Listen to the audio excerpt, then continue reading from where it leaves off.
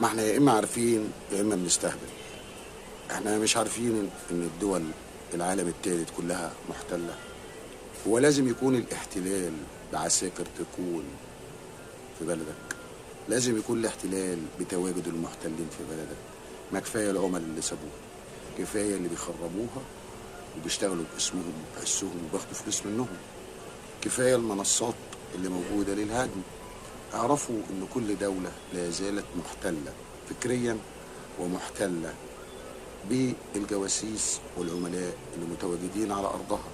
اعرفوا إن دول العالم اللي موجودة العالم الأول عمرها ما هتسيبكم تفتنوا. كل خياراتكم هتبقى ليهم غصب عنكم، مش بمزاجكم. اعرفوا إن كل العلم والتكنولوجيا ليهم هم بس. لو حاولت تتقدم اعرف وتأكد إنهم مش هيسيبوك.